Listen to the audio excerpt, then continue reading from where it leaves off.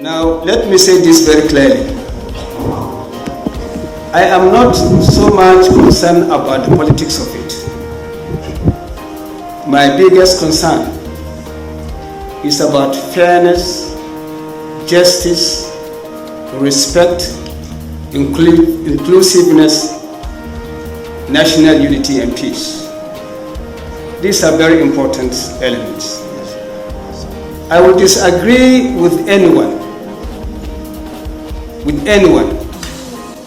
irrespective of political party.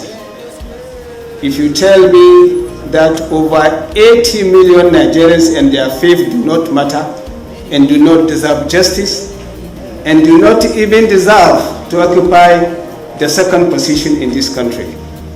If PDP did that, on that very day I will leave PDP and move to another political party.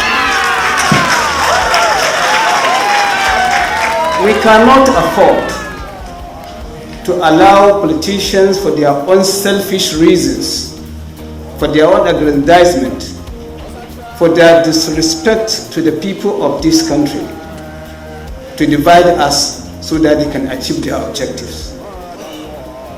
The fact that there are millions and millions of Christians in Nigeria and millions of Muslims in Nigeria was not our creation.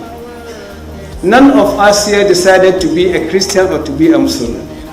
It was a decision made by God Almighty. And when God Almighty does decide on something, we must understand that He has a purpose for it. Nigeria was named and was not created by a Muslim, it was created by a Christian. But we have all accepted that as an act of God. Because that is, if God had wanted, He will make Nigeria to be like Saudi Arabia, or will make Nigeria to be like Rome. But no, He made us Christians and Muslims, perhaps so that we can understand and love each other better.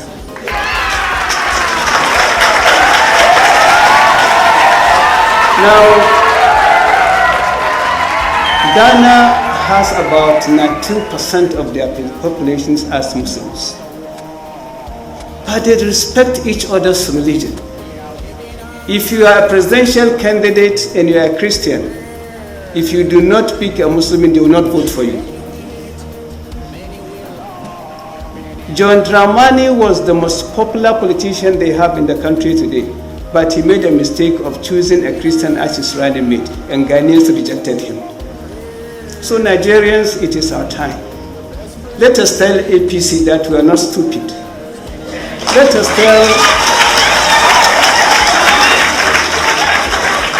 tell APC that we are not brothers and sisters of one another. We are. I've always told a story. At my formative age in secondary school, I was sent to Sherry Hills for Man Obi, which they call leadership course. We went on an expedition and we came to a village in Sherry Hills. We stopped there to rest. And a gentleman came out of his house, started conversing with us and asking us where we are from. About 3 of us, with one gentleman, I never forget his name. His name was Adiwomi. Murtala Adiwomi, I think he was from Kwara State. After the discussion, he now went into his home, brought out 3 mats, and also brought out water, and said, those of you who are Muslims, I believe it is now time for your Zuhr prayer.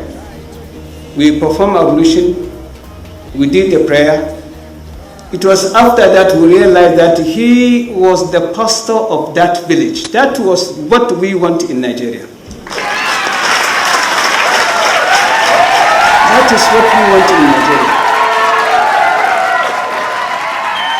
I think Ilya Michelia is here with us. He was my schoolmate in NECAS with both Mustafa and the rest of it. And of course, if you look at this table here, we have our Christian friends with whom we have been doing politics. How can I look at those people, my friends, my classmates, the people with whom we played together, we ate together, we shared happiness, we shared sadness together when we were in school, and look at them in the face and say, you, because of your religion, do not deserve to be the president, the vice president or president of this country. Never. This is not a Nigeria I'd like to want to have. So therefore, for me, it is not about politics, it's about all of us. It is about the future of our children, the future of our grandchildren, the future of our great-grandchildren, and the future of our people, that we must understand that as Nigerians, we are one. Our faith is our personal faith.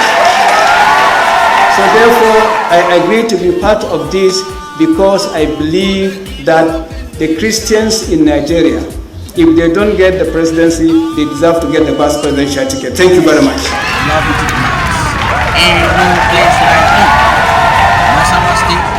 And Nigeria as a whole has fostered security of our people, and the rest will follow. Thank you. I urge all my fellow contestants in this election to do the same. Go ahead. Patrick Smith from Africa Confidential. Mr. Governor, welcome to London. This week, the Central Bank of Nigeria tweeted that the NNPC has not remitted 1 kobo of oil revenues in the past 6 months, at a time when Brent crude, I think, is above 80 a barrel, heading upwards. Some would say something is going badly wrong with NNPC. Some would blame it on the organized theft of Nigeria's oil, as much as 400,000 barrels a day, by colluding local and international companies and rogue officers in the security services. What is your solution to this very pressing problem? Thank you. You've touched on security, very important issue in Nigeria. But you've not told us how you're going to manage this. We'd like you to tell us how you will manage security in Nigeria.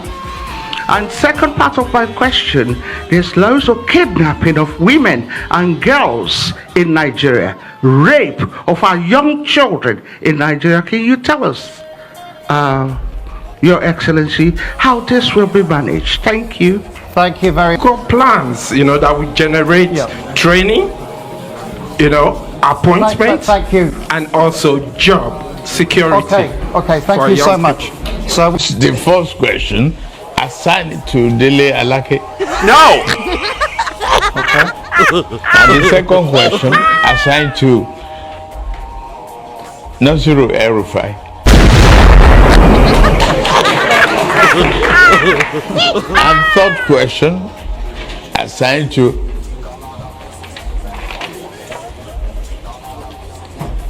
Ben Ayade.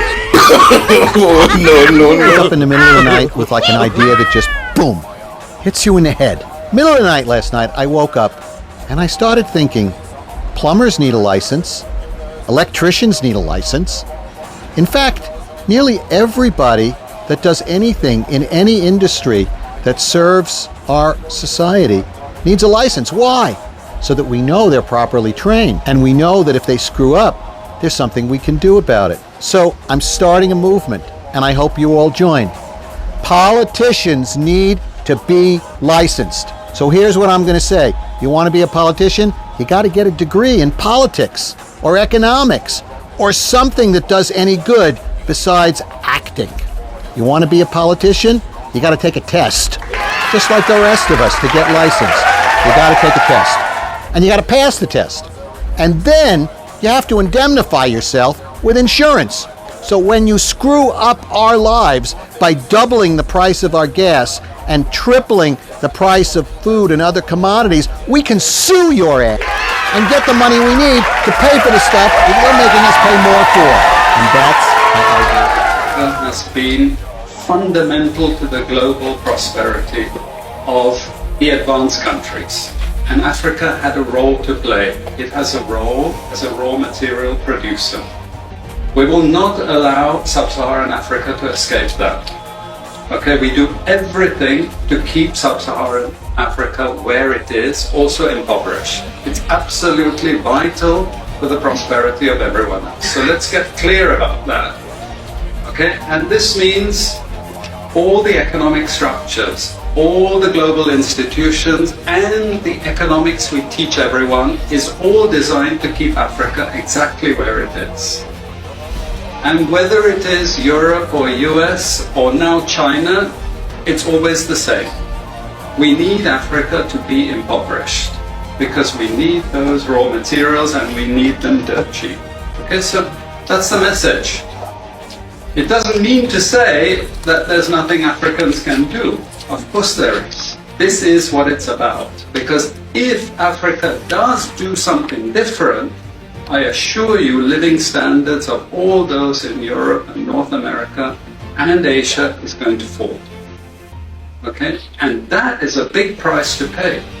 I assure you that the West is not going to allow that without a big fight. Okay? So the job of many Western academics is to convince Africans they have to keep doing what they're doing. Okay? And to show them it's your fault that you're poor. It's not our fault. It's your fault that you're poor. You know? So this is what we do in academic institutions. We know the basic forces that have caused this underdevelopment.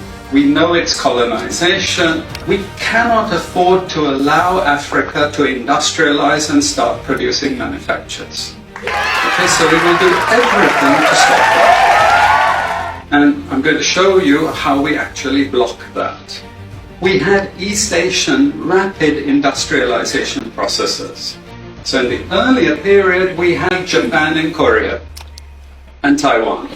Okay, rapid growth, sucking in raw materials from Africa, driving up the prices. After those countries finished industrialization, then Sub-Saharan African growth rate again fell. Sub-Saharan Africa is condemned to this role, just the supplier of raw materials, not a manufacturer. The currencies are collapsing of these countries, and many of them are Sub-Saharan African countries. After colonization ended, we needed new structures to keep these countries where they were. Okay? And the first of those is aid. Okay? We give them aid. Aid for what? Actually, we give them aid to keep repressive regimes in power. That's all. All the hypocrisy about transparency and democracy and bullshit like that, it's all bullshit. But it will go to country after country offering loans. And if the president did not accept the loan, they were killed. It's just economics. It's economic warfare. The rich declare war on the poor. It happens everywhere. It happens in a country. The rich control the government. Of course they do.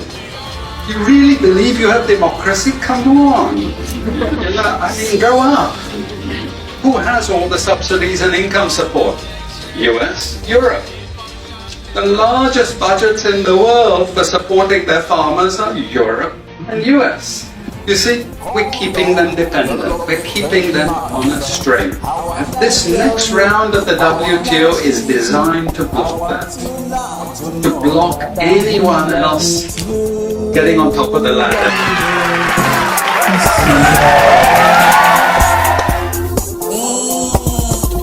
This is the marker of the machine. Hold down, maximum satisfaction. I'm going to do